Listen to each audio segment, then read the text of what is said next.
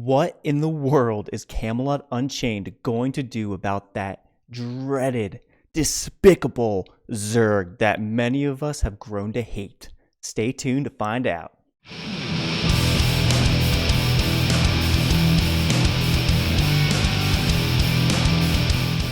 What's going on, everybody? Swiper here, and today I want to talk about a topic that gets asked practically every month. What is Camelot Unchained going to do about Zerging? Now, I can understand why this question gets brought up so often. Camelot Unchained is building their own custom engine to handle hundreds, if not thousands, of players on your screen with minimal FPS drops. One can only assume the more people that you can have on your screen, the higher chances people are going to Zerg, right? Considering this game is built on RVR, keep sieges, and all-out war, Zerging is going to happen. People are going to flock together in a mindless drone and move from point A to point B. Sometimes this can be effective, but after a while, it gets pretty dull, to say the least. People quickly lose interest and quit. And on the flip side, people that don't want to join the Zerg just get steamrolled by the Zerg and they end up quitting. The reality is, Zerging is going to happen. In any type of game, especially a realm versus realm game, Zerging is just going to happen, and there's really not much you can do about it. So what exactly is Camelot Unchained going to do about it? What are the things they're going to offer players so it may prevent them from wanting to Zerg? Well, there are 7 things that I found that we absolutely know that they're going to do about it, or they're at least talking about it, or they're thinking about it. So let's go over them, starting with number 1.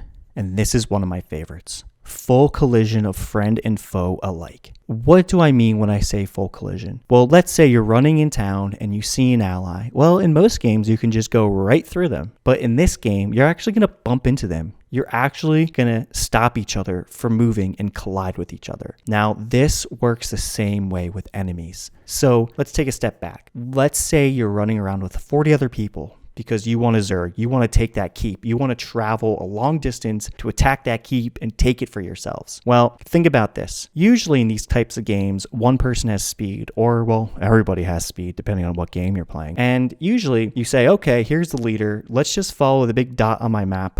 Let's go /follow or right click follow, take my hands off my keyboard, and I'm good to go because guess what? We're just going to run down and no problem. Well, in this game, you won't be able to do that. In this game, if you try and do that, most likely you're going to be bumping into people. Most likely somebody's going to turn, somebody's going to stop. You are going to effectively stop each other and make travel really annoying. And if anybody's ever played Warhammer, I think they can agree with this statement that it is really difficult when you're trying to get to one point and there's 50 of you and there's trees and mountains and it's just not wide open and easy to maneuver. I mean, those trees, those mountains are going to separate you and people are going to go left, people are going to go right, and you're going to be bumping into each other and it's going to be a bit chaotic, and you're not even fighting anybody at this point. You're just trying to get from point A to point B. So imagine attacking a keep and there's 50 of you and you get the door down. Well, there's only that small door where maybe 2 or 3 of you at most can fit through at one time. Everybody else is stuck, bumping each other, hitting each other, stopping each other from doing something. It is frustrating,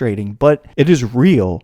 And to me, it is necessary. I loved it in Warhammer. I thought it was fantastic. It made tanks even better. It made people that could block even better. But that is a video for another time. So I think you can see how full collision can really affect a Zerg. It's going to make everybody really think about where they're moving, where they're going, and the best way to get from one point to another. Is there going to be a ton of trees? Are there a ton of mountains? Are there a ton of small, narrow walkways they have to go through? Because if there is, people are really going to have to communicate with each other. All right, and number 2, Veilstorms. And yes, I know we don't have a lot of information on Veilstorms, but one thing we do know is that Veilstorms are attracted by magic. And when a ton of magic is used in one area, Veilstorms are going to appear. And how does that even happen? Well, a massive group of people are going to be casting spells, and typically a Zerg is defined as a massive or a big group of people running together and laying waste to people, laying waste to keeps. So on paper,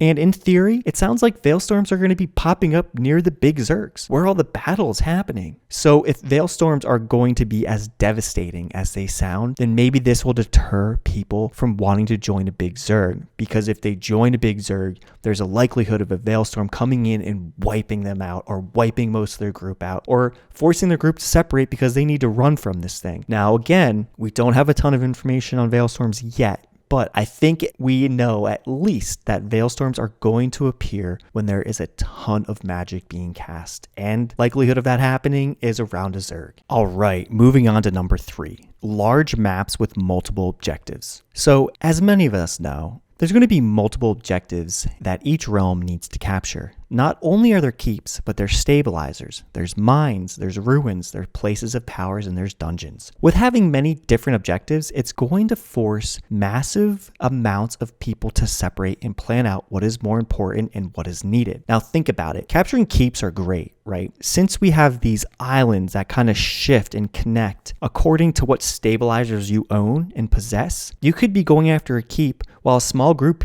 could be taking that stabilizer. And for your crafters, you want those mines so you can get the better gear. So overall, what Camelot Unchained is trying to do here is not just make it about keeps and taking a keep and flipping a keep and taking a keep and taking a relic and moving it over to another keep. They're adding more objectives. So therefore, when a Zerg decides to be a Zerg and go from point A to point B, point C, D, and E are getting taken by smaller groups, which effectively is making that realm worse, because they're losing more points. They might be gaining keeps, but they're losing land to stabilizers. They're losing materials to mines and other things such as that. And this goes nicely into number 4. No instant travel and limited fast travel. So let me put out a situation there for you, and let me know if you've ever experienced this yourself. Isn't it awful when you're running around in a big open world, right? And you see the enemy and you're like, I can take them. I want them. I've been running around for 15 minutes. I haven't seen anybody and I want to take them. I want to fight them. Glory for the Vikings. And they see you, but you're still pretty far away from them. And all of a sudden they vanish. And you realize, well, maybe they're in stealth. And then you say, well, I'm a pretty smart person. That person doesn't have the ability to stealth. Where'd they go? It's because they teleported. It's because they weren't technically in combat. So they teleported and they ran away from you, because they're not an awesome Viking. Now imagine this scenario. You're taking a keep, or you're about to take a keep, right? And you're killing people left and right. And you're hitting that keep, right? And it's under siege. And all of a sudden, you're seeing the people you just killed. They're actually spawning at the keep. You're literally killing people and they're spawning at that keep. How is that fair? How is that fair? All the time you spent trying to take this keep, killing those people, and they just keep spawning at the keep, or they keep teleporting at the keep. Well, these are the things we won't have to worry about, because these are the things that Camelot Unchained is not going to allow. All right, and number 5, outnumbered bonus. So I think a lot of us are well aware of what this is. Anytime your realm is at a complete deficit in population, typically that realm gets some kind of bonus, whether it's boons or some kind of class abilities that are more powerful, just anything that can give maybe your character, your realm, a little bit more of an advantage. They also said that divine intervention may occur more likely when you're also outnumbered. So let me back up a little bit with this one. Now, do I think these buffs are going to allow you to two-shot people? I highly doubt that. I think they'll give you a slight increase, but I don't think 3 people are going to be able to take like 15 people just by two-shotting people here, two, just taking people down. And also, I don't know if I necessarily love this idea. I mean, I think it's a band-aid and I think it's pretty good, but every time I've seen a game really implement this, I don't know. And maybe a lot of my experience comes from Guild Wars 2, but even with the outnumbered bonus, it really didn't matter. And maybe it's because I was on a pretty crappy World vs. World server and it's been a while since I've played, but it never really helped. I mean, it really didn't. It never made an impact on the game. Now, what I would like to see, instead of maybe an outnumbered like bonus or something, maybe make certain objectives a little bit easier to take. Now, I don't know how we're going to be taking these objectives, if we're just going to be standing there and it's like capturing a point or something, or if it's going to be different, but maybe making smaller objectives a little bit easier and giving us some bonuses to our stats. I mean, I don't know. I think this is one of those temporary fixes that you think of and you just put out there, and then you need to have better ideas. But at least it's something. All right, moving on to number 6, crowd control and abilities. So we don't have a lot of information on all the abilities that exist in Camelot Unchained. We also don't know about all the CC that's going to exist, but I have a feeling they're going to have something very similar to like an AoE Mez like we saw in Dark Age of Camelot. I have a feeling that they're going to allow you to have a group stun or a group root or a group something to prevent 40 or 50 people from just moving like a big ball.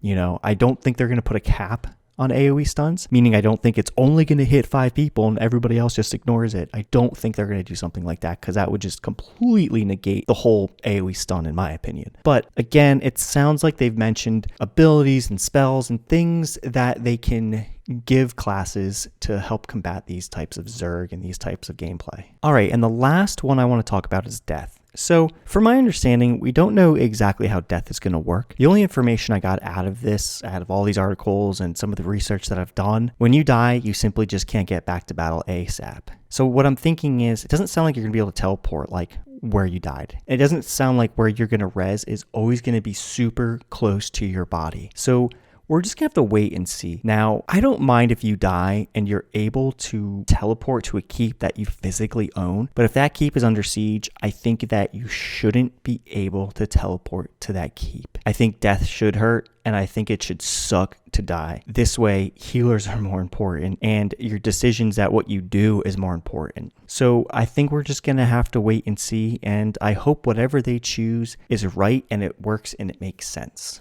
So before I end the show, I'd like to give you guys some developer quotes regarding realm versus realm battles that MJ took the time to answer on the article that I posted below. So here are some of the quotes. Losing a keep will hurt. It has to, especially to discourage keep trading. You will not want to lose a stabilizer or an artifact, especially if you have more numbers than the other realms. If everybody is Zerging in our game, then we have failed as a team in developing the game. It's as simple as that. So the reason why I go over these quotes and I gave you some of these reasons and I did some of the research on this is because this question comes up all the time. I think a lot of people are worried about Zerging. I think a lot of people have played other games that other developers made and Zerging was always an issue. Now you have to remember a lot of these games that we've played had some kind of emphasis on PvE. So when classes were being designed, when spells were being designed, they were being designed from a PvE standpoint with maybe the afterthought of PvP, or maybe not even a thought of PvP. Maybe they're just trying to get these classes out there and functioning. I mean, we don't know, but we know enough that classes that need to be designed for PvE and PvP take a lot longer to balance and create versus classes that are just made for PvP. At least that's my opinion. Now, a lot of the things I went over today, like crowd control, no instant travel, having a big map, death, everything needs to be spot on when it comes to realm versus realm versus realm. These things all need to make sense. You can't just put a bunch of keeps out in the middle of nowhere, randomly, sporadically put them on a giant map and say, okay, have fun. No, that gets boring. That's where keep trading comes into play. You need other objectives, and I'm glad Camelot Unchained is going that route and giving us more objectives and having maps that move and giving us tools to fight against Zergs. So everybody, I hope this was informative. I hope this was helpful. I hope I was able to answer some questions. If there's anything that I missed, please let me know. I did some research, I looked up some articles, and I tried to recall everything I possibly could when they answered this question so many times. And I'm sure there's probably some information I'm missing, so please let me know. And if you guys liked this video, please hit the thumbs up. And if you're new to my channel and you want news and updates and discussion videos regarding Camelot Unchained, please hit that subscribe button as I'm trying to build a community and get people excited about this game. Even though it might not come out for a while, I'm still pretty pumped about it and I cannot wait. So everybody, have a great weekend and I'll talk to you all next week.